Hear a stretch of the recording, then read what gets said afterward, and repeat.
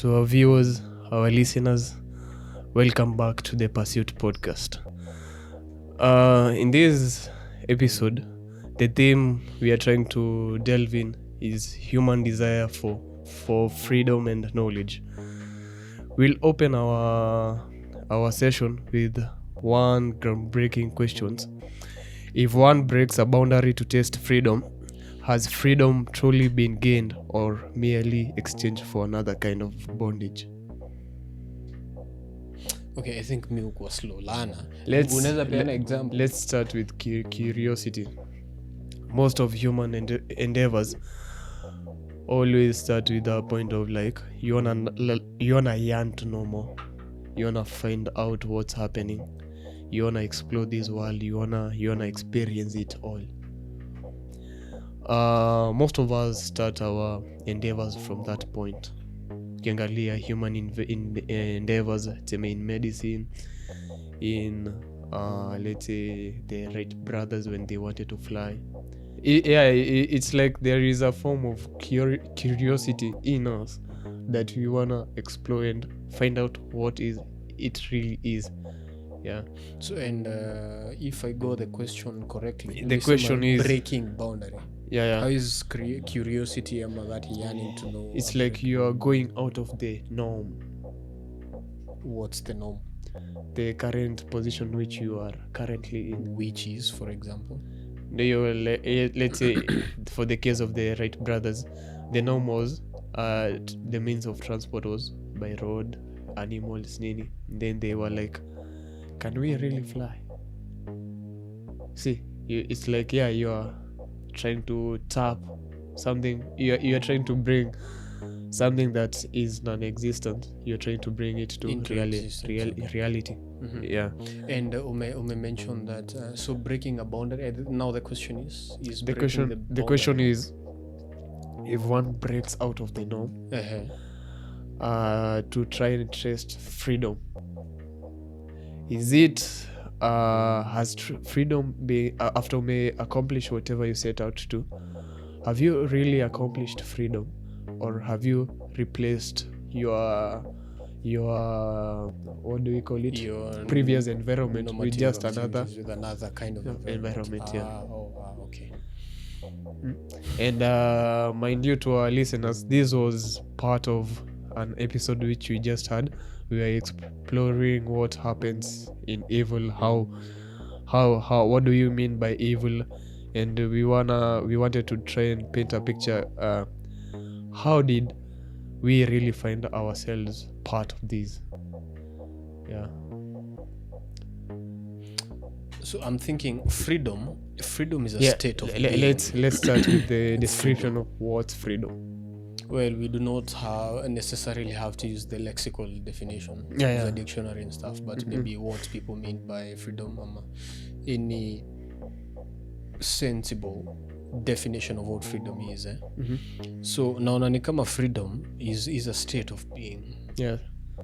That how can you kind of try and paint a picture to us that if I'm in this state of being, how does that state of being look like? Yeah.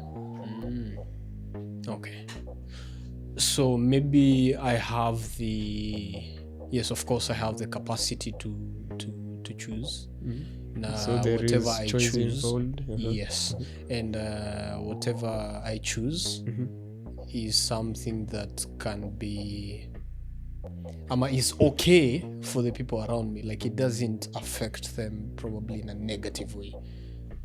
No. So my choices should sort of be concurring concurrent with, yes, with the choices of other people. So that it doesn't bring harm or effect to other people. Yes. Isilete any kind of chaos, etc.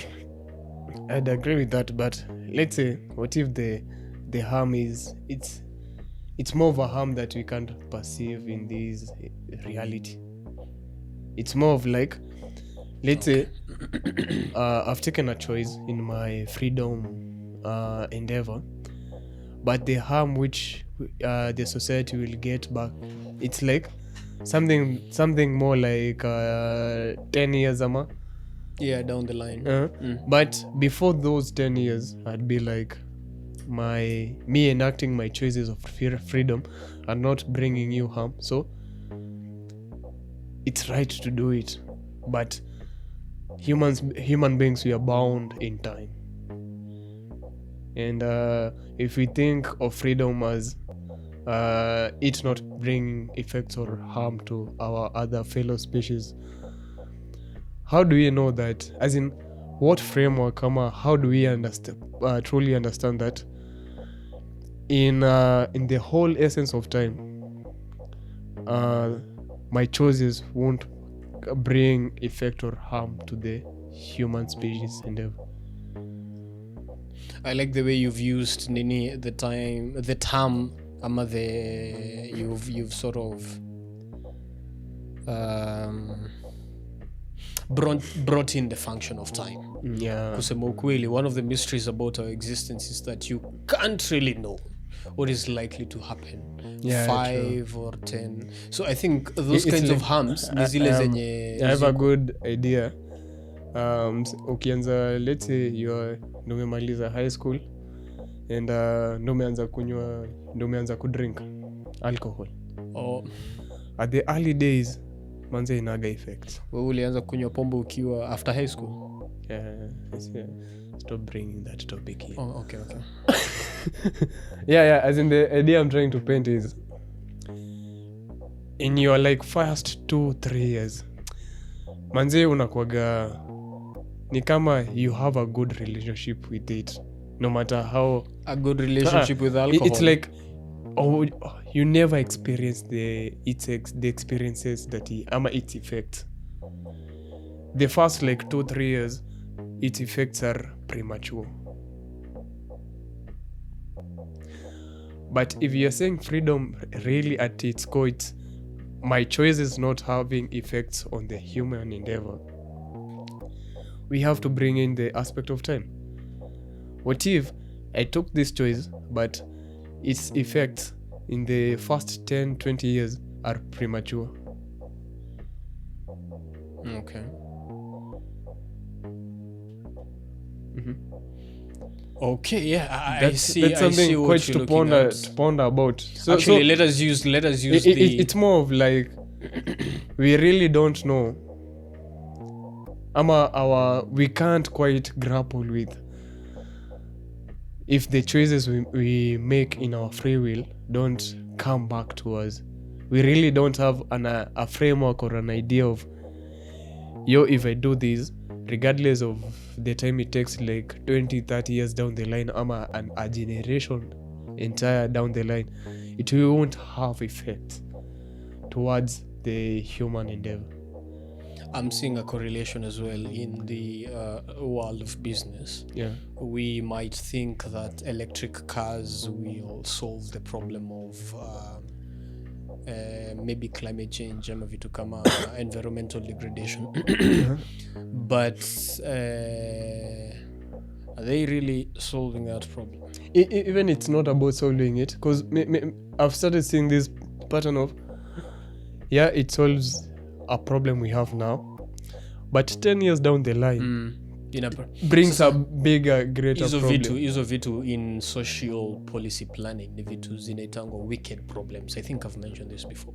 Wicked problems are the kinds of problems that first you don't know how to properly define them, zenye ukisolve, so the solution to one aspect of that problem will breed more catastrophic kinds of consequences. Religious text into this, when Jesus cast out a demon, alafu akasema sijui they'll come back zikiwa in a way wickedness. Exactly, it's wicked. It's stubborn. Can you see a certain pattern of reoccurrence happening? It's like in our quest for freedom, there is, if we don't have a framework of choices, yes, we may choose something in the first few, even 5 years, 10 years, 15 years down the line, its effects are premature. Yeah. But 20 years down the line, generations, it will be devastating. True. I had someone, I won't mention names, it's a politician, tushaipatana naye mahali, and we were sort of having some small talk. Alituambia that the problem with Kenya, our founding fathers those people back in the days, it's like they did not have a vision for Kenya. They couldn't have a conception of what Kenya would be like 10, 15, 20 years down the line. So they were more interested with amassing wealth for themselves. And so they started building Kenya from that kind of a choice. But the idea is, yes, they got wealth, but whatever they left, it has left devastating consequences. Yes. But it's And I something think that, that's also the question of remember, how it's something that they did not experience, but their generations experience. Wamekam experience. Yes, the sins of the father can be carried even to the fourth generation. But you see, it's like about that. it started from a point of curiosity. Started from a point of wanting freedom. They wanted to experience what the world has to offer. Yeah. We are not saying that it's bad. We are just trying to like pursue. How exactly do we define freedom? Yeah. Because And if the just choices, because something that its effects are more kind of premature in the early years, how can I know that? Yeah, I can take this choice right now, but for the first few years, everything might be good and right, but after a few years down the line, its effects are coming back. How do I quite know how to grapple with such kind of choices in my freedom making endeavors? Yeah, sure. And I am looking at it also from a point of it's not really about devastating consequences. It's not really about that. Because also in that also freedom seeking and also there is some good fruits that we have experienced in it, but also there are some quite devastating. Is the problem really our choices? Is that remember, yearning for freedom, is it the reason for why I think devastating consequences? From my end, we don't really think about how do I approach from known to unknown. We quite do not comprehend how to grapple the unknown. Where do I start? How do you even deal with it? Most of us, we just unaenda tu, you just make so we feel like Kenya needs electric vehicles, so let us just bring them. It's your passion, it's something. We are not really saying that it's bad ama nini, we are just trying to question it. Because the world is in this kind of pursuit for AI, so Kenya, let us also pursue AI. Yeah, you see, it's like we just do things, we are not thinking from first principles. Like why we need them, why they important, nama ndo hiyo wengine matter. Walisema wanataka kuoana just cause it's more of like I'm getting into marriage cause it's the norm. You see, it's like there is just something wrong about how we are doing these things, that ni kama tu tunabahatisha on the effects that we'll be getting, so that wengine wanaend up, yes, through freedom you actually get what you achieve most of human potential, but also it's like the devil is in the details. And I've come to like maybe the thing that nika imefichwa kwetu ama in the freedom kinda seeking part of it is like some of its effects take time before they appear. It's like the lifestyle diseases. Kitu ilianza kidogo. How does one become an addict? Ilianza kidogo. But not until that vitu zinalipuka ndo yo buda ni kubaya. Naona pia there's an aspect of control hapo. Unajua the moment you lose control of nini exactly unafanya, it might breed unwanted and devastating consequences. So kama hivi unasema nikikula vitu sahi alafu utafika mahali cancer. But unaona sasa I lost control in what I'm consuming. Realize actually those very things that you're consuming hazina shida. Alex, that was part of freedom. si ndio nasema hizo vitu that you are eating zenyewe hazina shida but sasa shida ikakuja ni how I interact with them, how I consume them. Unajua sasa ukiconsume endlessly like hutaki kufikiria probably I need to take a break, ninafaa nikule this quantity over this period of time, ni kukula tu unaona that animalistic instinct kukula. I have a question. That's pose from the idea that I know that nikikula hii ita lead to this effect. We are coming back to the point of ndio hiyo nimepatiwa freedom. I don't know which choice will bring what. How do more I often than not, I believe more often than not. If there's anything objective about choice, we are able to tell whether certain choices, the choices that we make, can have devastating consequences. And do you really have? We can. Do you really? How can you do that? We can. So we can look at it from various aspects of life. So say for example, your food from biological aspects. From a biological aspect, we know very well that consumption of certain things zinaweza kuwa na certain health issues. Alex, right? You're speaking from a point that we know. It's like, yes, we do know. So skie, we are. I'm trying to paint this picture. Sa ndo tumeanza kunywa pombe. We have never seen anybody drink alcohol, and we don't know that. Sijui from a biological point of view that nikikunywa hivi ita lead to this. So ndio nauliza, how do I know? As in, how can I deal with this based on such? When its bad effects are kind of hidden unto us, how do we get to see the hidden effects? Lakini naona ni kama that's a very very kind of a hypothetical situation because unapata, first of all, tukiamua to approach it from the thinking that sisi wawili tumeanza kukunywa pombe na hakuna watu wengine ati wanakunywa pombe, tulijua aje hata ni pombe in the first place? You know, those kinds of factors that are being involved there. Tulijua aje? That's why I'm saying it's a hypothetical that needs more perspective. Because tuki-isolate hivyo, we might miss the point. We might really miss the point. But most of the time, that's how freedom actually looks like. But can you try painting a picture it's of like a context that is more real? Time yenye, let's say a new endeavor ama a new industry imeanza kukama up. Kama? Talk about AI. Yeah, your AI. Everyone is like, I need to get this, I need to get into this. As in, it's like, no one knows how the future will look like. All of us are just projecting. We are predicting. No, we are just predicting.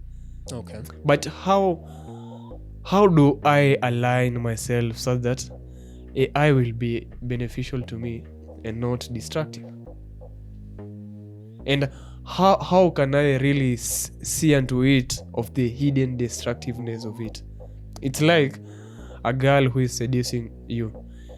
At that time, unaonaga tu like the seduction part of it. You just see the waist, nini. But unless also uongele, but unaona, when we are talking about, you see, for example, technologies, kitu kama AI, I think it's known how, the negative effects of AI are known. See, they are known. That's just a prediction. Now that's the bit of it. Sasa unajua how can you know it? And yet prediction doesn't mean impossibility. But ndio, it's just a prediction. Even if it's the right prediction, ndio, it's just a prediction. Why am I having the impression ni kama unasema we shouldn't look at it from a prediction kind of a view? No, I'm just asking, how can I know that my prediction is right and yours is wrong? Before us knowing that my prediction is right and yours is wrong. Because before the effects zimeanzia kukuja, no one knows. That's the truth. In the context here, there's something I feel like we need to really, really clarify. Yeah? What? Ebu nikuulize, give an example of a wrong prediction in AI. But Alex, you're not getting my point. It's just a prediction. So unataka kuniambia prediction can neither be right nor wrong? Nah, I'm just saying it's just a prediction. It's not about whether it's right or wrong. It's from the point of view that I might be right, you might be wrong, or you might be right, I might be wrong. But how do we like? But I feel like a prediction has a sense of either being right or being wrong. Yeah, it has those two sides of the coin. But look at matters that we are kind of staking our lives in it. I think now that's uncertainty. Yeah. No, how do we grapple with prediction? A prediction is not an uncertainty. What is it? A prediction is a probabilistic outcome. Tukiamua ku make these kinds of choices, this is what we expect. That's a prediction. But uncertainty comes when unapata the choices that we are making, we are not sure if this is the outcome that it's gonna give us. Hapo umenipoteza.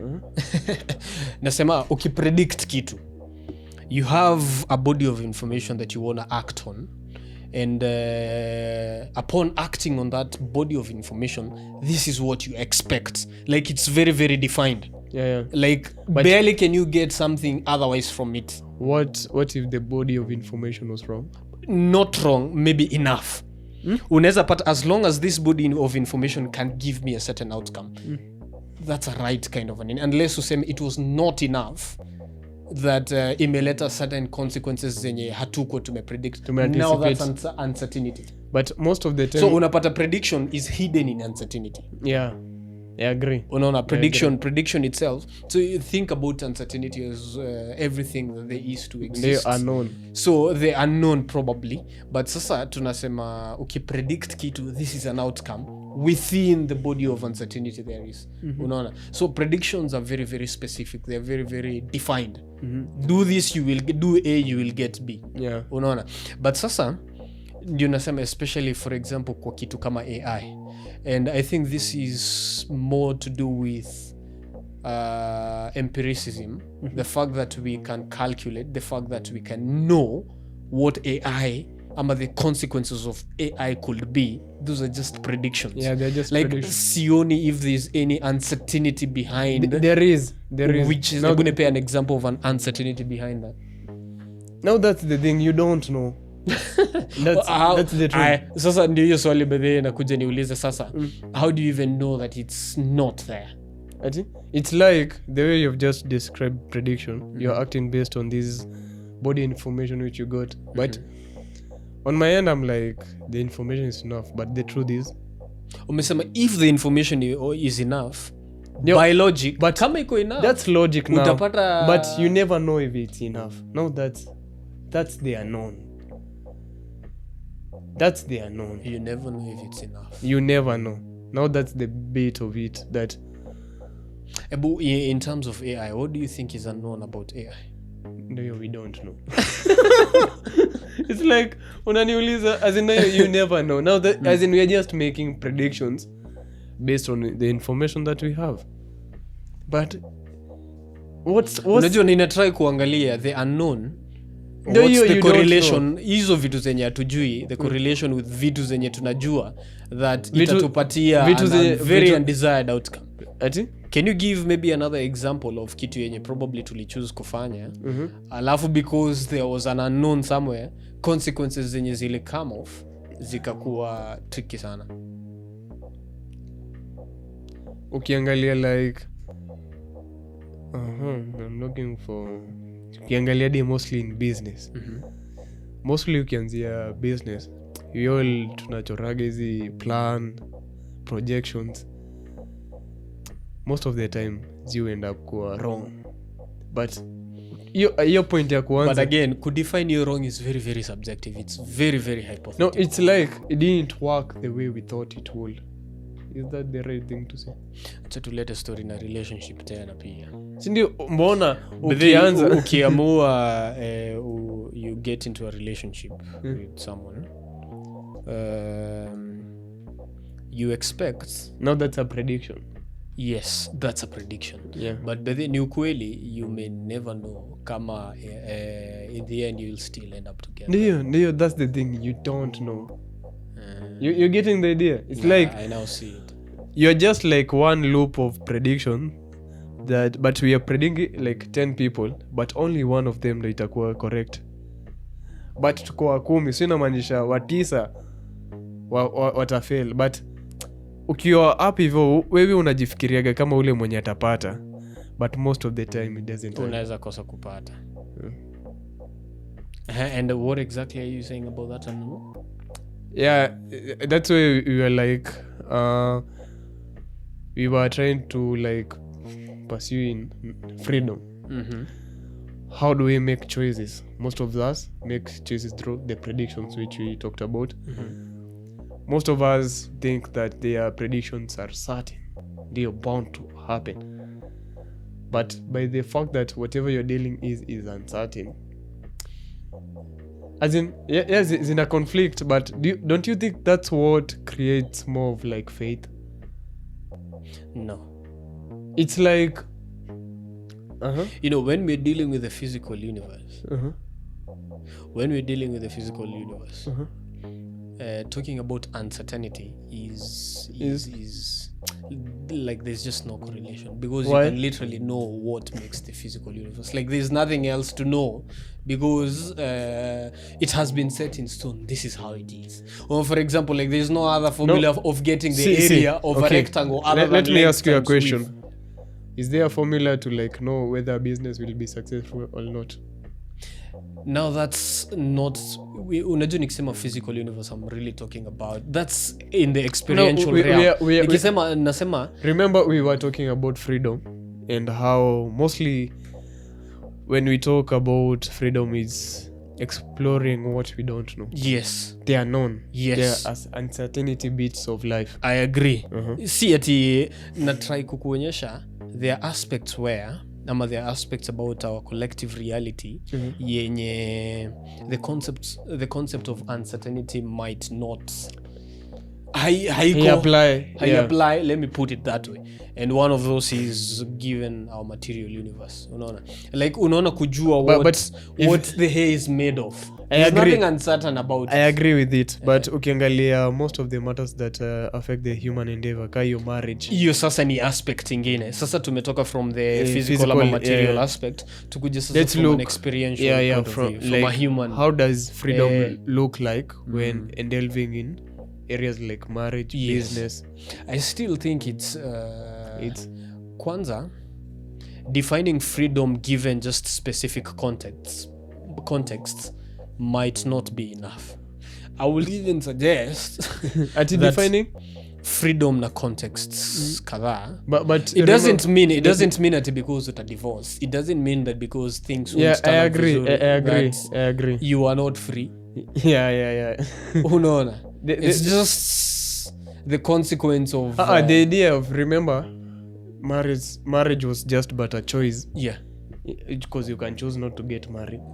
See, that's a choice. Now that's the aspect of freedom, but that doesn't mean that it also doesn't mean, remember, not to depart, we are looking for how can we really comprehend the choices that we have in the definition of freedom which we had, that it's the choice which we want to make won't have negative or bad effects to the human endeavor. But actually bringing me back to my point, I think the question of whether it can have a negative consequence is a generalization. It's not that we can't make choices that can't actually bear negative consequences, but it could be just a generalization. How best can I put this? According to the perception of one person, I feel kama that question, there is more to it that we are probably missing. There's more to that question that we are probably missing. Like At the choices that we have, how can we know beforehand that they won't bear negative consequences in some time in future?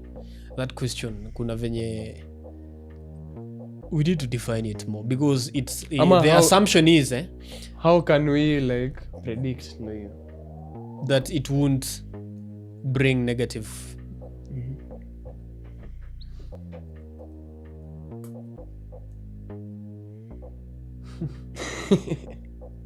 Because most of the time What tukiangalia makes you think that always that choices can give negative consequences? sijasema always. I'm just like there are some choices that lead to negative consequences ama effects. And did we really know beforehand? Uh-uh. Niambie No. an example of a choice that maybe the world has made that imekuja kuleta negative consequences. Tukiangalia like innovation, like even what's happening in tech, the idea of startups, as in making wealth, vitu kaa hizo. What's the negative consequence? Ndio nasema there are some choices in which if you make in freedom it'll lead to good effects and some will bring bad effects. Ndio nakuuliza, in the pursuit of wealth, science and all that, what's the negative That consequence? was one of the choices that you had. What's the negative consequence? That's the nini of pursuing science. What's the negative consequence of pursuing wealth?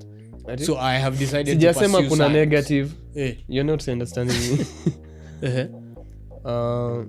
Let's say I want to choose how I live my life. That it isn't that freedom.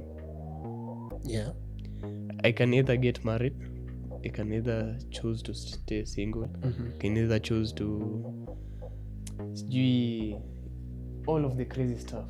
You see, those are a bunch of choices. But how do I know which choice among the given ones that these won't have a bad effect in the future? Ama how do I gauge which choice I'll make?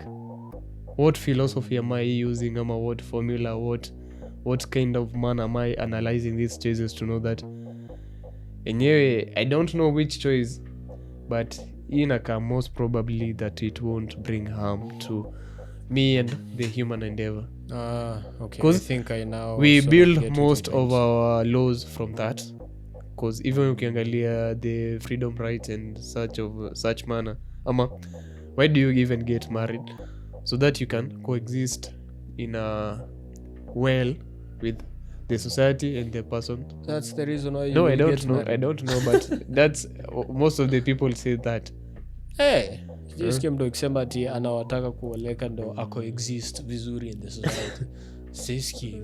I mean, the main reason ama the reasons that What if But that reason tukiangalia vizuri ama tukianalyze ita bring back harmful effects to the human endeavor?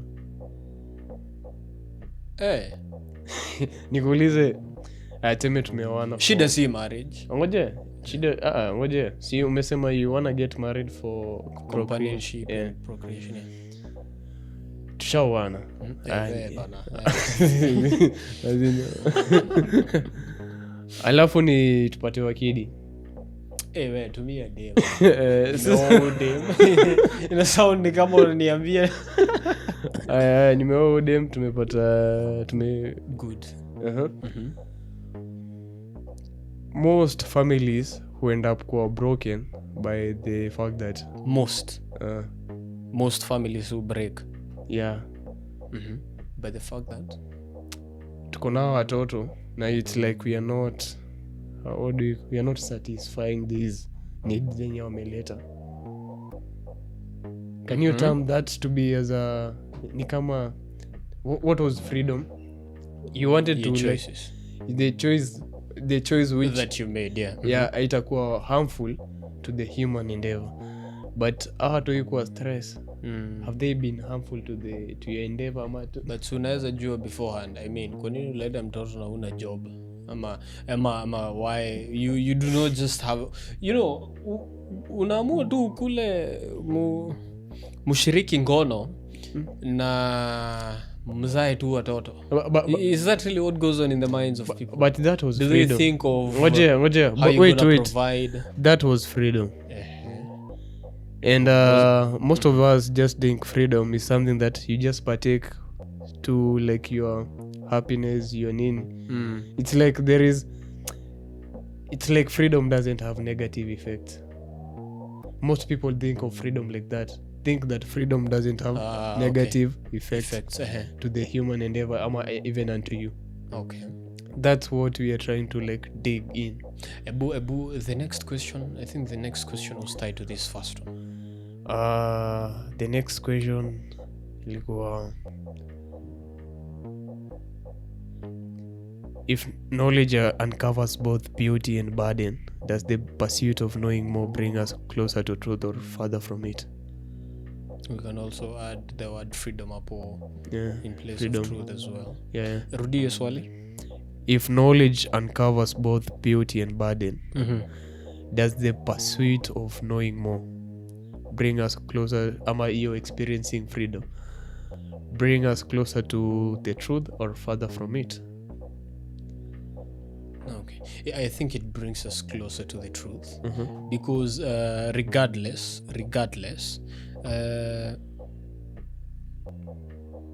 knowledge is meant to help us organize our understanding of freedom, and as long as you can organize something, you can expect something in return. And I think the pursuit of knowledge, the consequence of such, ndiyo sasa we will get to know the truth. Unaona, but sasa unaona that framework in itself haina shida. Chenye iko na shida sasa ni our own perception of how this reality is unfolding. Like binadamu, we are very interesting creatures. We tend to ruin good things. We have certain hidden agendas. I'd even say at this point, kuna some forces that are acting behind the scene zenye pia zita influence that kind of a pursuit. And it's actually more of the things that we do not know that will affect this kind of a pursuit. Yeah. Unaona, there's nothing wrong with science, there's nothing wrong with business, there's nothing wrong with, but what is actually wrong ni hizo the things zenye we do not know, zenye zitakuja zi interfere with our pursuit. I think at this point we can now call them the things that are unknown, that will breed negative consequences. Can you say, I agree, but most of the time we handle the things which we don't know through what we know, our experiences in life. Until we handle the things we don't know through the what we know, ama ndio pre-perceptions of life is kuna word ka hiyo. Eburudia tena nisikuget. It's like the way we are interacting with the unknown is based on the knowledge that we have already attained. The way we interact with the unknown is based on the knowledge we have already attained of what we know. So we are viewing the unknown in terms of what we already know. Isn't that bias? Well, there's a form of bias, and also there is a correlation. Because it's like, because if something is unknown, it means there's something that is known. What the fuck? but it's like Alex, when you interact uncertainty, you're the unknown, based on something you know, it's like you're not allowing yourself to discover new things. I will give a context to how you interact with the unknown based with what you know. Ni kama watu teme wazee wanakuambia mwanaume anafaa kuwa hivi. See, that's what. So what's unknown about that? That is like, sindo hiyo, but amekupatia advice ya wewe mwenye hauja interact teme na being a man ama marriage, that mwanaume anafaa kuwa hivi. Ushaanza kujua, that's now the known. So una approach kitu kama marriage, remember it's new to you, so we can term it as the unknown, yes. But ushaingia with this is something that you know. And you're using it to interact na ni kama ina build some sort of certainty that it should be like this and this is what I should get. But sasa approaching it from that perspective, sasa ndio utakuja kubring I see it. Yeah, it's like you're limiting yourself of possibilities of what can happen, because you won't get to know experience something different to what you know, just because you limited yourself to what you know. And what's even worse is that you didn't even know you're limiting yourself by taking this advice. I'm taking this body of information. And we just take it like the gospel truth. So what we are trying to say is that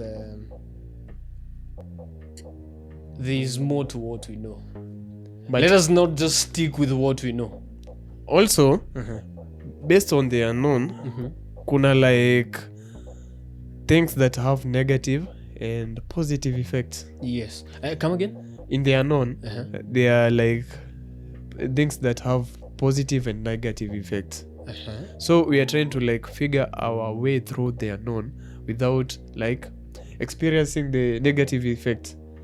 Don't you also think that our perception of it ndio inatupatia something as unknown ama known? Yeah. Like, but so unapata ni sisi wenyewe we will sort of have a perception of what is not known and what is not known. But because I think everything there is to know, like sidhani kama kuna unknown. So unknown from our perception ni maybe vitu zenye we are yet to interact with. Well, for example, mostly the supernatural realm. Kusema tu ukweli, I think I'm not so sure if we really have the... Isn't it through freedom that we get to interact with these things that we have not yet known? Through freedom? Yeah. How so? Because when I'm like free, it's like I'm no longer bound to the culture ama what we know. It's like I'm throwing myself to experience more than what I know. Is that really a question of freedom, really? Because even from atakama tutafikiria we are sort of limited with what we know, I think we also have the capacity within what we know to explore what is unknown. How can you explore what's unknown? So we have the freedom to choose our choices because you can literally decide. Saizi, yes, najua this thing about marriage. I just need to think about it differently. I just need to be aware that there might be more to it. So let me explore that. Unaona? And because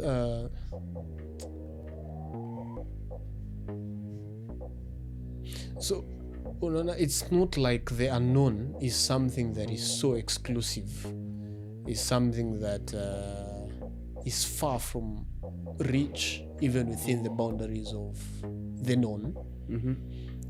Actually, let me say both the unknown and the known are literally the same thing, but it depends on our perception of it. How? So take for example, if at all the supernatural realm is true, if at all it's real, if at all it exists, it's just a matter of us experiencing it. It's there. Assuming there. It's there, but sasa vile tuta experience kitu ndio sasa ita determine kama tutakuja kuidescribe as something that we actually know. Actually pia the idea of on AI, the effects are already there. Ni vile tu hatuja interact with it. Can you put yes. You can actually have it. You can actually perceive it that way. Unaona, but unaona the moment we have perceived it as something that's probable, something that so it means we know it. Unaona, ndio I was trying to ask you about AI. Ni nini exactly inaweza tokea about the AI that we can't know? No, you don't know.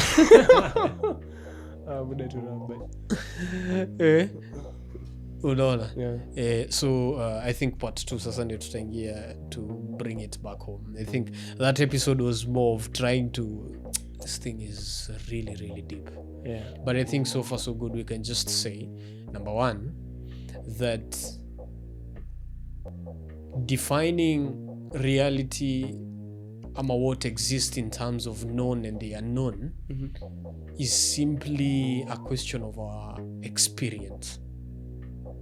Because the moment we experience something, that is how you get to know it. So usipo experience kitu, there's no way you can know it. But then again, we also need to ask the question of what is it what exactly about experience ndio So inaweza tufanya to discover more of what is there to discover. Yeah, peer on the effects of what's there to discover. And I think it will also be important to understand how we define hiyo known how we also define experience itself. Ndio kama sahii natrai kujiuliza ni nini exactly hatujui. Ndio hiyo haujui. Next episode.